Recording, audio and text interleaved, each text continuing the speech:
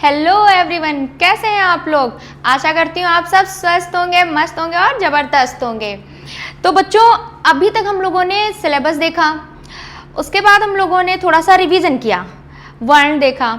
अभी वर्ण में हम लोगों ने क्या पढ़ा था? वर्ण में हम लोगों ने पढ़ा था, छोटे छोटे अक्षर पढ़े थे। अब हम लोग अक्षर को जोड़ करके जो शब्द बनता है कि ये शब्द क्या है, कहाँ से आया, इसकी उत्पत्ति कैसे हुई, इसका निर्माण कैसे हुआ, तो ये चीज़ें अब हम आगे पढ़ेंगे, है ना।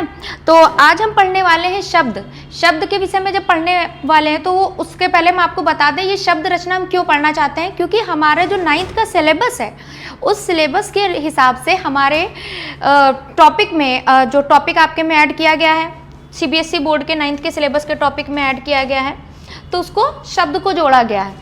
ठीक है, तो शब्द जोड़ा गया है, शब्द रचना, शब्द निर्माण, और उसी में आपको उपसर्ग प्रत्यय पढ़ना है, उसी में आपको सार्थक निरर्थक शब्द पढ़ने हैं। सार्थक शब्द क्या होते हैं, निरर्थक शब्द क्या होते हैं, और इनका कहाँ पर कैसे यूज़ होता है। ठीक है ना, तो ये सारी चीज़ें हम पढ़ेंगे। साथ में आपने अपने छोटे क्लासेस में शायद पढ़ा होगा यौगिक शब्द, योगरूढ़ शब्द, रूढ़ शब्द। तो कुल मिलाकर के अब हमें हिंदी के मेन कहते नहीं है, अब हमारा हिंदी स्टार्ट हुआ है, अब हमारी यात्रा स्टार्ट हुई है। तो अब हम चलेंगे अपने सब्जेक्ट पर जो कि हिंदी है, और उसके उस टॉपिक पर जो कि हमारे 9th के सिलेबस के अकॉर्डिंग है शब्द। तो शब्द की परिभाषा अगर हम देखें, वर्णों के ऐसे सार्थक समूह को शब्द कहते हैं जिससे किसी व्यक्ति, वस्तु, स्थान, भाव या विचार का अर्थ प्रकट हो। इसको आपको डेफिनेशन पढ़ने से ही समझ में आ रहा होगा कि वर्णों का एक ऐसा सार्थक समूह, जैसे कि वर्ण को अगर हम एक जगह जोड़ के लिख दें, सपोज दैट क ला मा। अब ये तीनों पहले अलग अलग वर्ण है ना, ये तीनों पहले अलग अलग वर्ण है। अब हमने इनको साथ में लिख दिया तो ये हमारा क्या बन जाता है, ये हमारा बन जाता है कलम, बन जाता है ना, ये हमारा बन जाता है कलम। ठीक है, तो उसी तरह उदाहरण हमारे यहाँ पे दिए हुए हैं, देखिए। और अब कलम बना है तो कलम किस काम आता है? जाहिर सी बात है, लिखने के काम आता है। कलम हमारे लिखने के काम आता है ना।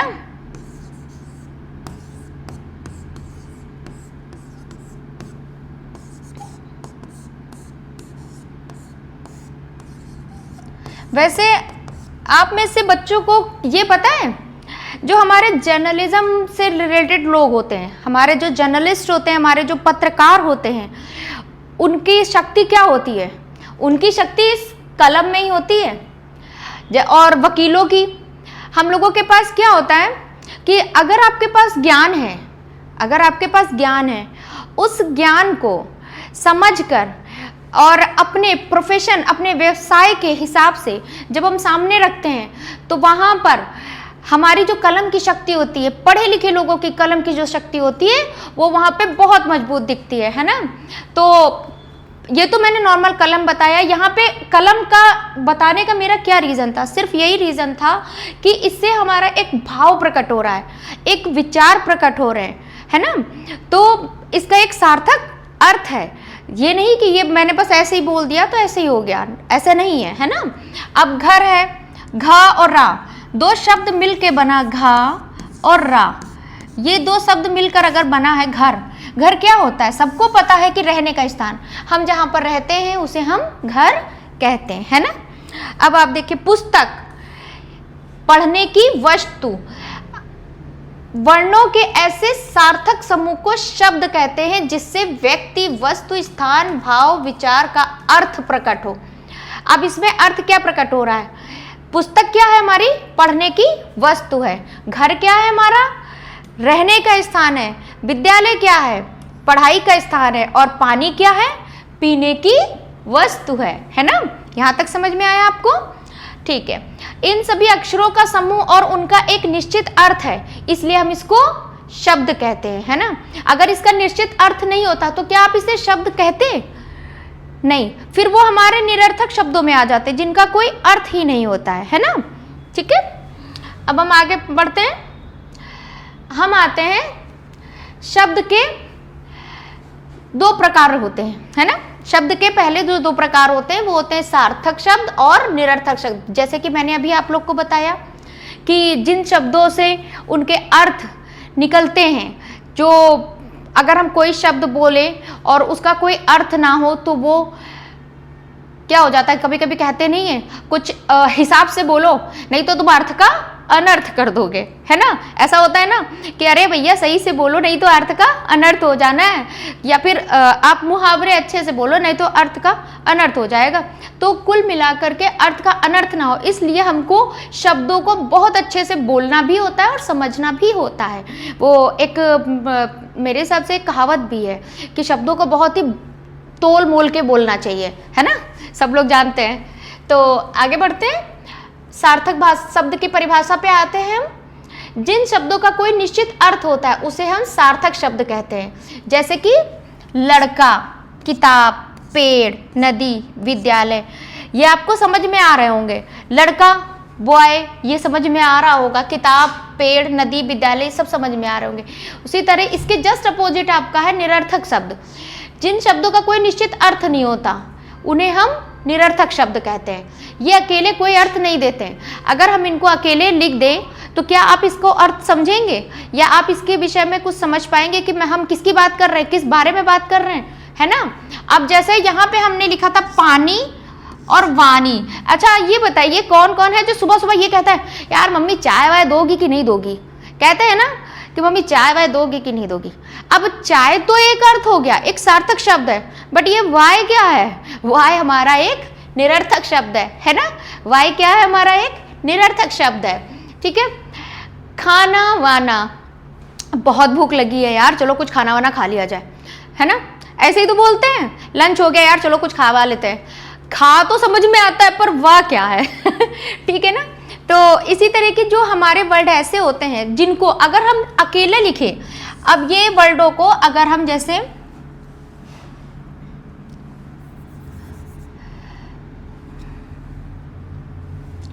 वाणी, वाय, वाना, इन सबको अगर हम अकेले लिखें, क्या आपको इसके कोई अर्थ समझ में आ रहे हैं, बताइए, क्या आपको इसके कोई अर्थ समझ में आ रहे हैं? इनका कोई अर्थ नहीं है, इसलिए ये क्या है, निरर्थक शब्द है, ठीक है। नेक्स्ट पढ़ते हैं हम इसको और अच्छी तरीके से। सार्थक शब्दों को क्या कहा गया, इसके अंतर देखिए, अंतर समझना बहुत अच्छा आसान है, बहुत ही आसान है। कैसे, सार्थक और निरर्थक, इनका अर्थ होता है, इनका अर्थ नहीं होता है। अंतर की बात की जा रही है, ये स्वतंत्र रूप से प्रयोग हो सकते हैं और ये केवल एक सहायक के रूप में प्रकट होते हैं, है ना, ये एक सहायक के रूप में ही आते हैं। जैसे हमने जब मांगा था पानी वानी, तो पानी तो सार्थक है और वाणी निरर्थक है, तो निरर्थक को हम तभी यूज कर पाते हैं जब हम उसके साथ एक सार्थक शब्द को यूज करेंगे, ठीक है।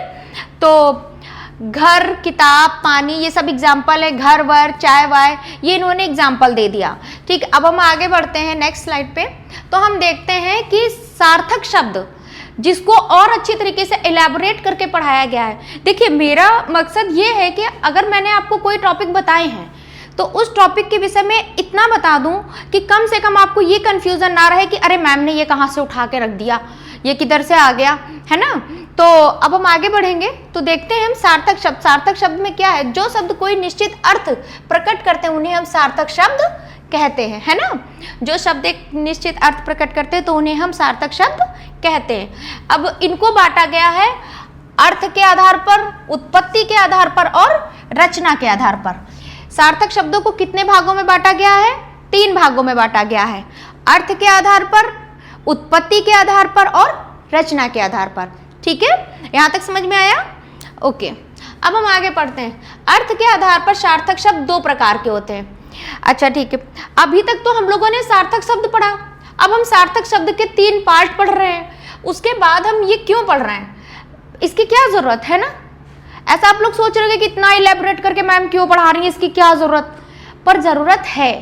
क्यों, क्योंकि इन शब्दों को ही समझ कर ही हम शब्द निर्माण समझेंगे और शब्द निर्माण जब हम कर लेंगे तभी हम अपने उपसर्ग और प्रत्यय और बाकी चीजों पर हम अच्छे से आ सकेंगे। ठीक है, तो अब हम आते हैं अर्थ के आधार पर। अर्थ के आधार पर सार्थक शब्द दो प्रकार के होते हैं, एकार्थी शब्द और अनेकार्थी शब्द।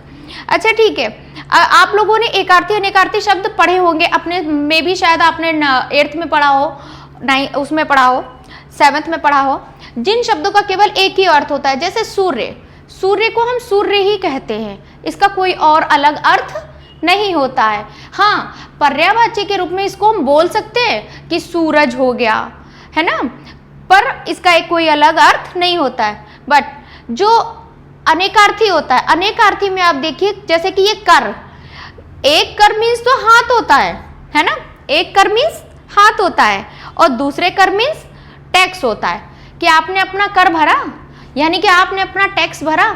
इनकम टैक्स हमेशा भरा जाता है, ITR सबको भरना पड़ता है। तो जैसे जैसे हम बढ़ते हैं, आगे पढ़ते हैं, पढ़ने के बाद हम जॉब करते हैं, तो ये सारी चीज़ें, ये वर्ड्स हमारी ज़िंदगी में, हमारी निजी ज़िंदगी में ये सारे वर्ड्स आते हैं। ओके, ठीक है।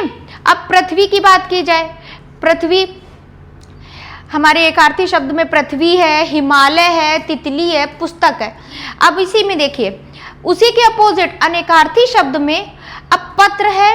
अब पत्र को आप क्या क्या बोलेंगे? पत्र को देखिए, पत्र को आप पत्ता भी बोलते हैं, है ना, जैसे कि कहा जाता है बेलपत्र।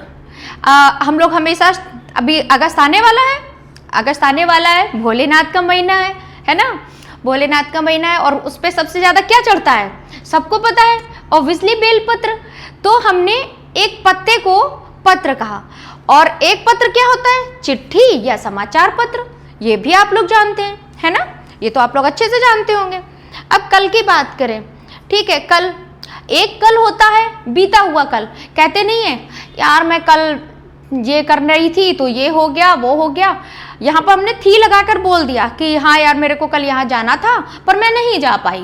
पर क्या होता है, जब अब जैसे कल है, अब किसी ने हमसे पूछा क्या तुम कल आओगी, तो चाहे वो बीता हुआ कल हो चाहे वो आने वाला कल हो, दोनों के दो अलग अर्थ हो गए, है ना, दोनों के दो अलग अर्थ हो गए।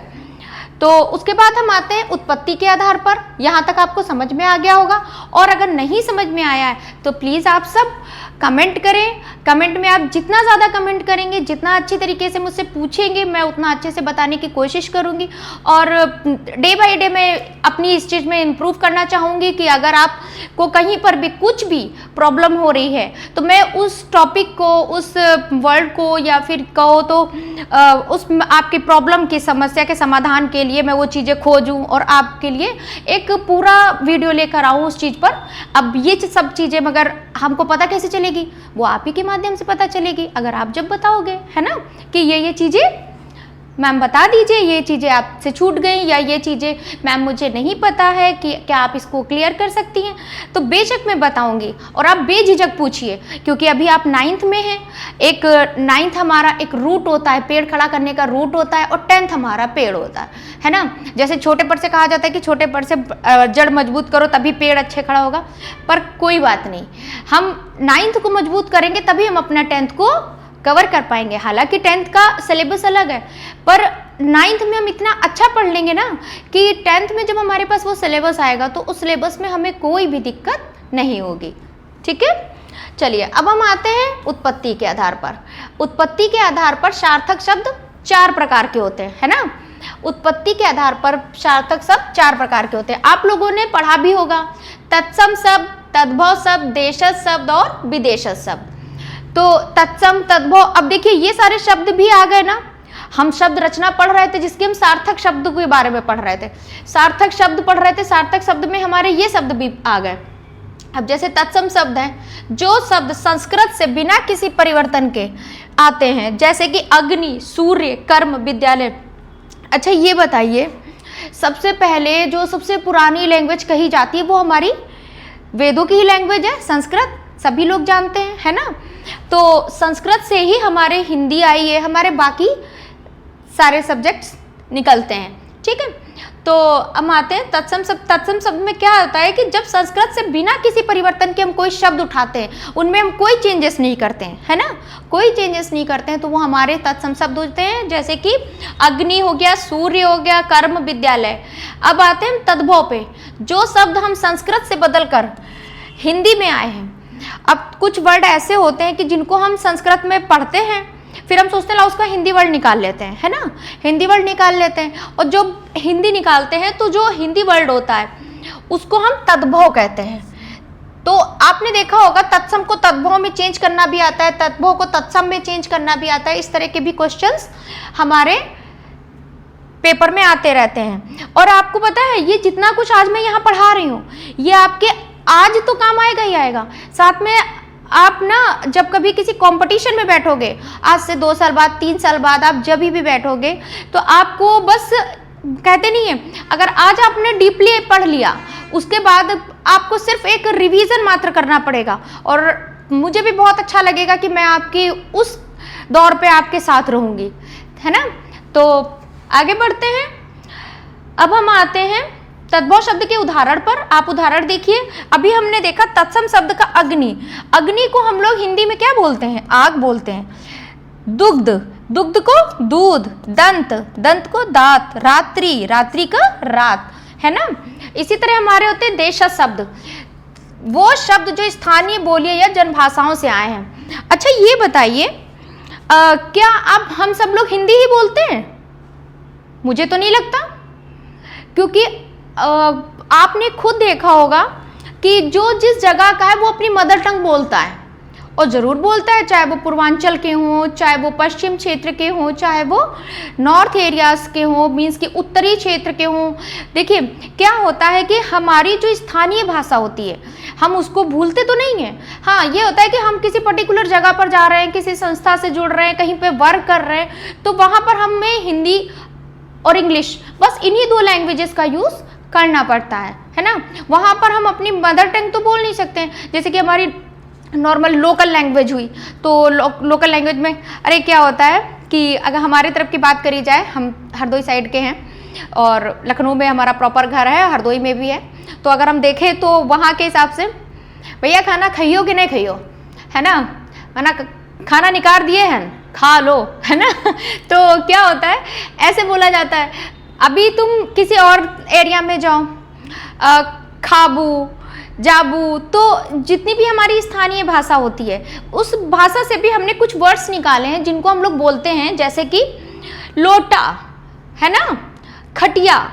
अब ये बताइए क्या खटिया, चारपाई को खटिया बोलना चाहिए? हिंदी में तो चारपाई ही बोलते हैं ना, पर हमारे जो लोकल लैंग्वेज है या फिर ये कहीं स्थानीय भाषा है उसमें हम चारपाई को खटिया बोलते हैं, है ना। झोपड़ी, पगड़ी। अब इसी तरह के कई वर्ड्स ऐसे हैं, देश शब्द हैं, आप सर्च करिएगा और अच्छे से और भी मिलेंगे। आप देखिएगा डे बाय डे जुड़ते ही जा रहे हैं, क्योंकि हर चीज़ में परिवर्तन आ रहा है, नई नई चीज़ें जुड़ रही हैं, नए नए सिलेबस में नए। क्योंकि अगर आप अपडेट नहीं रहोगे तो ये जान लो आप समय के साथ आप चल नहीं सकोगे।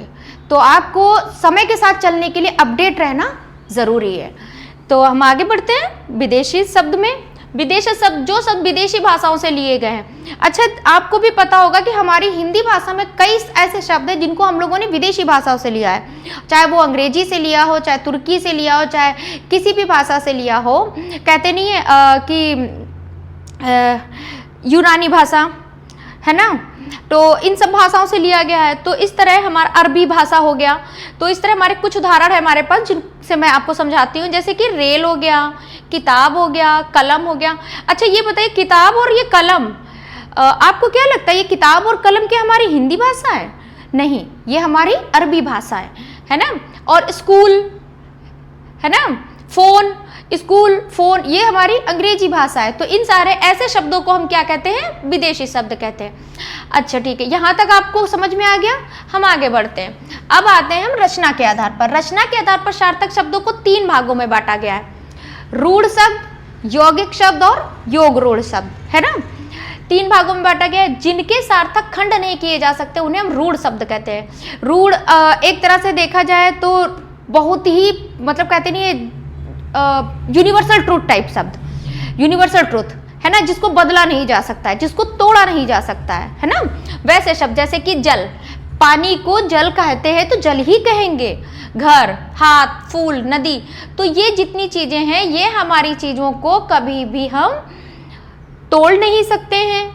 और ना ही कभी हम इनके साथ में कोई भी इंप्रूवमेंट कर सकते हैं। क्या आप ये बताइए, क्या हाथ को अगर कर कहते हैं तो क्या हम यहाँ पे कर यूज करते हैं? नहीं ना। यही तो कहते हैं अपने दोनों हाथ उठाओ, ये तो नहीं कहते कि दोनों कर उठाओ, है ना। तो उसी तरह रूढ़ शब्द हैं जिनके हम खंड नहीं कर सकते हैं, जिनको हम नहीं बदल सकते हैं, जस्ट लाइक यूनिवर्सल ट्रुथ। तो अब उसके आगे हम बढ़ते हैं, यौगिक शब्द पे आते हैं। जब दो या दो से अधिक सार्थक शब्दों के मेल से बनता है, जब दो या दो से अधिक सार्थक शब्द आपस में मिलते हैं तो उससे हमारा यौगिक शब्द बनता है। जैसे कि विद्या प्लस आलय। आलय एक जगह को कहते हैं, एक स्थान को कहते हैं, और विद्या आपको भी पता है क्या होता है, ज्ञान होता है, पढ़ाई आपकी, है ना। तो विद्या प्लस आलय, विद्यालय, जैसे विद्या का घर, है ना। जलपान, राजकुमार, राजकुमार, गृह कार्य, गृह और कार्य। अच्छा, गृह कार्य तो सभी जानते होंगे ना कि गृह कार्य क्या होता है ना। गृह कार्य क्या होता है सभी लोग जानते होंगे। गृह कार्य मतलब होमवर्क, है ना। होमवर्क तो सभी लोग जानते होंगे। गृह मतलब घर और कार्य मतलब काम, घर का काम। अब घर का काम ना समझ लेना, वो घर का काम नहीं। अब जैसे स्कूल का काम गृह कार्य के रूप में आपको मिलता है, होमवर्क के रूप में, उसे होमवर्क कह रहे हैं, है ना। ठीक है, आते हैं अब हम योग रूढ़ शब्द पे। जो दो शब्दों के मेल से बने होते हैं लेकिन उनका अर्थ सामान्य ना होकर एक विशेष हो जाता है।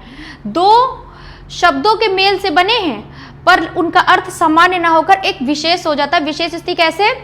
जैसे कि दशानन, आपने सुना होगा रावण को दशानन कहते हैं, है ना। उसके 10 सिर थे, सभी लोग जानते हैं, है ना। नीलकंठ, शिव जी को नीलकंठ कहते हैं। तो इससे क्या हो रहा है, हमारा दो शब्द तो मिल रहे हैं आपस में पर एक उसका विशेष अर्थ निकल रहा है ना। और वो विशेष अर्थ सामान्य नहीं रहता है, वो एक विशेष भाव लिए होता है, विशेष अर्थ लिए होता है। चक्रपाणी, विष्णु जी चक्रपाणी, इनको चक्रपाणी कहा गया क्योंकि इनके हाथ में चक्र होता है, तो इनको क्या कहा गया? विष्णु। गिरिधर, श्री कृष्ण, है ना। दो शब्द तो मिलके बने हैं पर उनका एक विशेष अर्थ निकला है। ठीक है, आगे बढ़ते हैं। अब हम आते हैं अपने निरर्थक शब्दों में। अब तक हम लोगों ने सार्थक शब्द पढ़े, सार्थक शब्द के भाग पढ़े, है ना, उनकी उत्पत्ति के आधार पर, रचना के आधार पर और मूल के आधार पर जो भी हमने पढ़ा। ठीक है, अब हम आगे पढ़ते हैं। जो शब्द कोई अर्थ प्रकट नहीं करते उन्हें हम निरर्थक शब्द कहते हैं, है ना। बातों से ही पता चल रहा है, निरर्थक, नी आगे जोड़ दिया तो जिसका अर्थ ही नहीं, है ना। अभी आगे जब उपसर्ग आप प्रत्यय पढ़ोगे तो उसमें आपको बताया जाएगा कि जब हम उपसर्ग जोड़ते हैं, उपसर्ग में क्या होता है, हमें आगे का हम जब जोड़ते हैं वर्ड तो उससे हमारा एक अलग ही अर्थ निकल जाता है। ठीक है, उसी तरह प्रत्यय में पीछे जोड़ते हैं तो उससे हमारा एक अलग अर्थ निकल जाता है किसी एक पर्टिकुलर शब्द में। तो उसी तरह क्या होता है, निरर्थक शब्दों पे हम आते हैं। इसमें क्या होता है, धन्यात्मक शब्द, पुनरुक्त शब्द, अर्थहीन शब्द और विदेशी अप्रचलित शब्द, है ना। तो जिसमें हमारे धन्यात्मक शब्दों में क्या होता है, जो शब्द केवल किसी ध्वनि के अनुकरण पे अपनाया जाए। अब जैसे हम लोग नॉर्मल बात करते हैं, यार धीरे धीरे चलो, तो क्या हुआ, हमने 2 बार किया, ठीक है। अब वो यहाँ पे ध्वनि की बात की गई है, ध्वनि के अनुकरण की बात की गई है, फिर भी इसका कोई अर्थ ना हो। इन्होंने किस पे फोकस किया है, इसका कोई भी अर्थ ना हो। ध्वनि जरूर हो पर इसका कोई अर्थ ना हो। जैसे छम छम, ठक ठक। अब हम लोगों ने कुछ भी चीज किया, ऐसे ऐसे आवाज निकाली, ठक ठक, हमने इसको एक शब्द दे दिया ठक ठक। क्या इसका कोई अर्थ है? नहीं, बस हमने आवाज को सुना। मम्मी लोग पायल बजाती हुई निकल जाती हैं, छम छम, तो क्या इसका कोई शब्द है? नहीं है। इसका कोई अर्थ है? नहीं है, बस हमने एक शब्द दे दिया। कोई गिर जाए, बोलते हैं धड़ाम, क्या जरूरी है कि धड़ाम ही से गिरा? अरे बम से गिर जाता है, कैसे भी गिर जाता है ना। भन भन, अब मक्खी भन बना रही है, हम उसको बार बार कह रहे हैं यार ये भन भन कर रही है, भन भन कर रही है, तो ये क्या ही मतलब बनता है, इसका कोई अर्थ नहीं है, बट हम इन वर्डों को बोलते हैं। कड़कड़ हो गया, इसी तरह टन टन हो गया। इन शब्दों का प्रयोग प्रायः ध्वनि का अभ्यास करने के लिए ही किया जाता है। ठीक है, अब हम आते हैं पुनरुक्त शब्दों पर। पुनरुक्त शब्द, जो शब्द बार बार दोहराने से बनते हैं और जिनका कोई विशेष अर्थ नहीं होता। इनका भी कोई विशेष अर्थ नहीं होता है भाई, जब निरर्थक पढ़ रहे हैं तो विशेष अर्थ वाले तो होंगे ही नहीं कोई, है ना। तो चलो ठीक, अब इस पे आते हैं। अब इसको बार बार दोहराने की बात हो रही है, धीरे धीरे, जल्दी जल्दी, अरे जल्दी जल्दी खाओ, है ना। जल्दी जल्दी चलो, चलो चलते हैं, है ना। तो कुछ चीजें होती हैं जो बार बार रिपीट होती हैं, अरे जल्दी जल्दी आओ आओ आओ, भागते हैं, ऐसे करके बातें नहीं करते हम लोग। तो क्या होता है, अब हमें किसी को बुलाना है, अरे आओ आओ, अरे आओ, एक बार आओ से क्या समझ नहीं पा रहा है, उससे भी समझ रहा है कि यार अंदर ही आने को कह रहा है, पर आओ आओ 2 बार बुला लेते हैं हम तो 2 बार थोड़ी ना आ जाएगा, आएगा तो वो एक ही बार ना। तो ये हो गया हमारे शब्द, जाओ जाओ, आओ आओ, ठीक है, ये सब वर्ड हो गए। इनका प्रयोग बल देने, आग्रह करने या लय बनाने के लिए किया जाता है। देखो क्या होता है, अभी मैंने क्या बताया, अभी जैसे हम किसी को बुला रहे हैं तो हमने कहा आओ आओ, है ना, अरे यार आओ यार, बैठो आके, आओ आओ। अब जब जा रहा है, कभी कभी हम गुस्से में कहते हैं, अपनी हम लोग की जो दोस्त होती है या आप लोग के दोस्त होते होंगे, जाने लगे, अब मैं जा यार, जाओ जाओ जाओ जाओ जाओ, भागो, भगा नहीं देते हैं ऐसे। तो क्या होता है, हम एक ही वर्ड को जब एक से ज्यादा बार रिपीट कर देते हैं पर उसका कोई अर्थ नहीं होता है। बात वही है कि हाँ जा रहा है, उसको जाने के लिए बोल रहे हैं, मगर कोई मतलब नहीं निकल रहा है, 4 बार उसको रिपीट करने का कोई मतलब नहीं है ना। तो मगर क्या होता है, बल देने, आग्रह करने और लय बनाने के लिए हम इसका प्रयोग करते हैं, फिर भी हमें इसका प्रयोग करना होता है ना। अब हम आते हैं अर्थहीन शब्दों में, जो शब्द किसी भाषा में नहीं होते हैं या केवल बनाने के लिए बनाए जाएं और जिनका कोई भी अर्थ ना हो, जैसे कतर मतर, घंटन, लप झप, टम टम, झिन झिन, बुक बुक। क्या है, आप लोग ये बताइए, जैसे कुत्ता भौंक रहा है, अब कभी कभी गुस्सा नहीं आ जाती है, अरे यार ये कितनी देर से बुक बुक बुक करा जा रहा है ना। तो हमने उसको रिपीट किया, इसका कोई निश्चित अर्थ नहीं था, कोई मतलब नहीं था, पर कहीं अरे यार ये भौंक रहा है, भुक भुक भुक भुक तब से करने जुटा है, तो उसी चीज को हमने रिपीट किया। तो ये हमारे अर्थहीन शब्द हो गए। अब आता है विदेशी अप्रचलित शब्द, है ना, जो शब्द हमारी भाषा के नहीं होते और जिनका अर्थ भी ज्ञात नहीं होता। ये हमारी भाषा के भी नहीं है और हमें इनका अर्थ भी ज्ञात नहीं है, जैसे कि गल्फ, ट्रेगस, विफा, जॉब्स। क्या है, ये शब्द सामान्य बोलचाल में उपयोग नहीं होते और ना ही इनका कोई अर्थ नहीं होता है, ठीक है। तो हमारा निरर्थक कंप्लीट होता है। निरर्थक के बाद हम आते हैं अर्थ के आधार पर, जो शब्दों को 3 प्रकार के भागों में बांटा गया है अर्थ के आधार पर। अभी स्टार्टिंग में आपने जब पढ़ा था, देखिए यहां पे, हाँ हमने ये पढ़ा, अब हम इस पे आएंगे। इसको रचना के आधार पर भी कहते हैं। ये यहां पे यह अर्थ गलत लिखा है, ये रचना के आधार पर है, ठीक है, रचना के आधार पर। रचना के आधार पर मुख्य रूप से हमारे 3 प्रकार के शब्द होते हैं, रूढ़, यौगिक और योग रूढ़, जो हमने वहां पर पढ़ा था। अब इसको हम इलेबोरेट करके पढ़ेंगे, थोड़ा अच्छे से पढ़ेंगे, जिससे हमें ये बहुत समझ में आ जाए।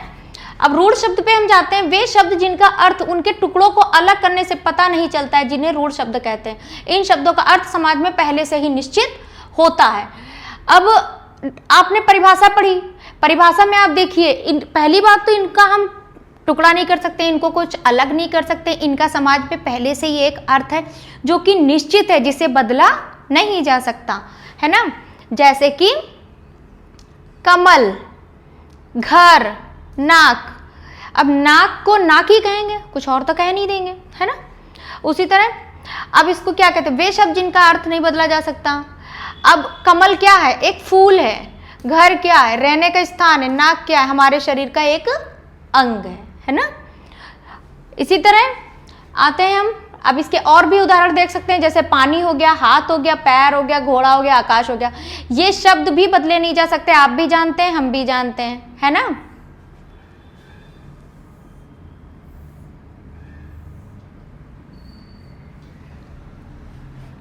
नेक्स्ट आते हैं यौगिक शब्दों पे।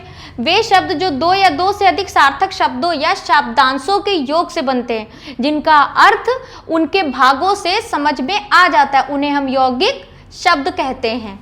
वे शब्द जो एक या एक से अधिक सार्थक शब्दों से मिलकर बनता है। सार्थक शब्द से ही पता चल रहा है कि हमारा एक परिपूर्ण शब्द है जिसका एक बाकायदा अर्थ है। उससे अगर 2 शब्द मिल करके बन रहे हैं दो सार्थक शब्दों को मिला करके अगर एक शब्द बन रहा है और उसका अर्थ उसके एक भी भाग से समझ में आ जा रहा है तो उसे हम यौगिक शब्द कहते हैं। जैसे कि विद्या प्लस आलय, विद्या प्लस ज्ञान। आलय क्या है? हमारा घर है, ठीक है। और क्या है? विद्या क्या है? हमारा ज्ञान है। तो विद्यालय क्या हुआ? हमारा ज्ञान का स्थान यानी ज्ञान का घर। जैसा कि मैंने अभी बताया था, विद्या प्लस आलय यानी विद्या का घर, विद्यालय का, विद्या का निवास, है ना। इसी तरह जलपान, जलपान, जल तो जल, पान मीन्स पानी, है ना। तो अब इन्होंने क्या किया, नहीं सॉरी, जल तो जल, जल मीन्स पानी, पान मीन्स पीना। अब बोला गया जलपान कर लीजिए थोड़ा, है ना। जो हम लोग अभी कहते हैं कि थोड़ा सा नाश्ता कर लीजिए या बैठिए कुछ पानी वानी पी लीजिए, ऐसे बोलते हैं ना हम लोग। तो वही पहले कैसे कहा जाता था कि जलपान ग्रहण करें। आज से जब त्रेता युग होता था, द्वापर युग होता था, कोई भी आता था, आइए जलपान ग्रहण करें। तो जलपान, जल मतलब पानी और पान मतलब पीना, है ना। तो पानी या नाश्ता कुछ भी खाना या पीना तो जलपान हो गया हमारा। पुस्तकालय, पुस्तक प्लस आलय, पुस्तक मीन्स किताब, आलय मीन्स स्थान। पुस्तकालय मतलब किताबों का स्थान। नॉर्मल सा है, समझ में आ रहा होगा आप लोग को भी। अब हम आते हैं यौगिक शब्द और उनके निर्माण पर। राजा प्लस महल, हमने देखा इसको राजमहल। देव प्लस आलय, देवालय। रसोई प्लस घर, रसोई घर। गृह प्लस कार्य, गृह कार्य। इसके अलावा आप इसको देखिए, इससे ज़्यादा अच्छे से समझ में आएगा। यौगिक शब्द तो आप पढ़ ही चुके हैं, अब योग रूढ़ शब्दों पे आते हैं हम।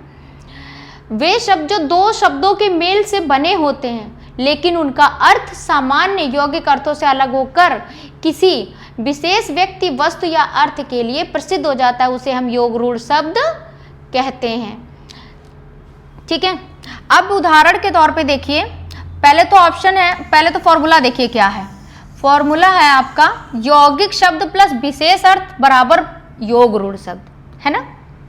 यौगिक अर्थ, आपके यौगिक शब्द कोई भी लेंगे हम, फिर उसका एक विशेष अर्थ होगा और फिर क्या बन जाएगा, एक योग रूढ़ शब्द हो जाएगा। जैसे कि पंकज। अच्छा ये बताइए, पंकज को दो भागों में बांटेंगे, पंख प्लस ज। तो जो पंख होता है ना, पंख का एक अर्थ होता है, यौगिक शब्द का एक अर्थ यहाँ पे दिया गया है, पंख मीन्स कीचड़। और जा एक नॉर्मल सा खाली एक जा, एक अक्षर, एक वर्ण दे रहे हैं, फिर भी उसका एक अर्थ है, क्या है, जन्म लेने वाला, मतलब कीचड़ से पैदा होने वाला। और इसका विशेष अर्थ क्या होगा, अभी तक तो हमने इसका सामान्य अर्थ समझा, आपने क्या पढ़ा यहाँ पे, वे शब्द जिनके मेल से, वे शब्द दो शब्दों के मेल से बने होते हैं जिनके अर्थ सामान्य यौगिक अर्थों से अलग होकर किसी विशेष व्यक्ति, वस्तु या अर्थ के लिए प्रसिद्ध हो जाता है, उन्हें हम योग रूढ़ शब्द कहते हैं। ठीक है। तो अभी हमने सामान्य अर्थ में तो पढ़ा, तो कीचड़ से पैदा होने वाला, हमने पंकज को पढ़ लिया, पंकज का क्या कर दिया, कीचड़ से पैदा होने वाला। पर क्या आप जानते हैं इसका एक विशेष अर्थ होता है। विशेष अर्थ क्या है, विशेष अर्थ है कमल का फूल, है ना। इसीलिए इसको योग रूढ़ कहा गया है। क्या कहा गया है, योग रूढ़ कहा गया है। कमल एक रूढ़ शब्द है और इसके साथ में जब हमने यौगिक शब्द को जोड़ दिया, पंख और ज जोड़ दिया, तो इसके बाद क्या होता है, हमारा सामान्य अर्थ भले कीचड़ से पैदा होने वाला निकलता है, पर वो क्या निकलता है, कमल का फूल। कमल का फूल तो हमेशा कीचड़ में ही खिलता है ना। ठीक है, आते हैं दशानन पे। दश प्लस आनन, दश मतलब 10, आनन मतलब मुख। आनन का अर्थ होता है मुख, मुंह, है ना। सामान्य अर्थ में हो गया, इसको देखा जाए तो 10 मुख वाला। भाई जाहिर सी बात है, 10 आनन 10 मुख वाला। हमको ये पता चल जाए कि आनन मतलब मुंह होता है, 10 मतलब 10 होता है, 10 मुख तो यानी 10 मुंह वाला। तो हम 10 मुंह वाला तो नहीं बोलते हैं ना, हम जानते हैं कि 10 मुंह वाला कौन था। विशेष अर्थ में देखा जाए तो 10 मुंह वाला हमारा रावण था ना, जिसको हर साल जलाते हैं, है ना। ठीक है। नीलकंठ, नीलकंठ ये तो हमारे महादेव हैं, है ना। नीलकंठ, नील मतलब नीला, कंठ मतलब गला। ठीक। अभी इसका सामान्य अर्थ है कि नीला गला, है ना, जिनका गला नीला होता है। ठीक। कौन है विशेष अर्थ में, वो कौन है, हमारे भगवान शिव, है ना। ठीक। आगे बढ़ते हैं, नेक्स्ट आते हैं। तो अभी तक हम लोगों ने शब्दों के सार्थक और निरर्थक शब्दों को पढ़ा है ना। अब हम आगे पढ़ेंगे शब्द के निर्माण में उपसर्ग और प्रत्यय को, जो कि आपके सिलेबस के हिसाब से है ना, और उसको पढ़ेंगे तब हम और आगे के धीमे धीमे अपने आगे के सिलेबस को कवर करेंगे। और उम्मीद करते हैं कि आप पूरे सिलेबस को अच्छे से वॉच करेंगे। वॉच करने के बाद आप एक एक टॉपिक को जो मैं पढ़ा रही हूँ उसको देखेंगे, समझेंगे, और जहाँ नहीं समझ में आएगा वहाँ मुझसे आप पूछोगे, ओके, और ज़रूर पूछोगे, ठीक है बच्चों। तो ये क्लास हम यहीं पे फिनिश करते हैं। आपको अगर ऑफलाइन क्लासेस लेनी है तो आप कोचिंग में आइए, ऑनलाइन क्लासेस लेनी है तो आप वीडियो सारी देखिए। हमारे चैनल पे आपको हर सब्जेक्ट की वीडियो मिलेगी, चाहे साइंस की हो, मैथ्स की हो, या फिर हिंदी की हो, या एनी अदर सब्जेक्ट, सारे सब्जेक्ट अवेलेबल हैं। अच्छे टीचर्स हैं, आप बेशक ज्वाइन करिए और उसे देखिए। और ज़्यादा से ज़्यादा अगर आप शेयर करेंगे तो उन बच्चों तक का भी पहुंचेगा जो बच्चे क्लासेस नहीं कर पा रहे हैं किसी भी वजह से, है ना। मैं हर बार कहती हूँ कि आप इसे ज़्यादा से ज़्यादा शेयर करिए। यहाँ पे आपको इलेबोरेट तरीके से, बहुत ही सुलझे हुए तरीके से और बहुत डीपली, ये नहीं कि आपको ऊपर ऊपर पढ़ा दिया और हम चले गए, है ना। आपको डीपली एक एक चीज़ बताया जाएगा, समझाया जाएगा। आपको ना समझ में आए आप पूछें, टॉपिक बताएं। आपको अगर कोई टॉपिक नया आपको ऐसा लगता है कि हमसे छूट गया है, या फिर आपको लगता है कि आपको हमें पूछना चाहिए, तो बेझिझक पूछिए जैसे आप क्लास में पूछते हैं, है ना। मुझे भी बहुत अच्छा लगेगा। तब तक के लिए कल मिलते हैं हम। लाइक, शेयर एंड सब्सक्राइब कर देना। और बहुत अच्छा लगा आप लोगों से मिलकर। उम्मीद करते हैं कल ज़्यादा से ज़्यादा बच्चे होंगे और ज़्यादा से ज़्यादा लोग इन्वॉल्व होंगे। तो thank you, like, share and comment, bye bye.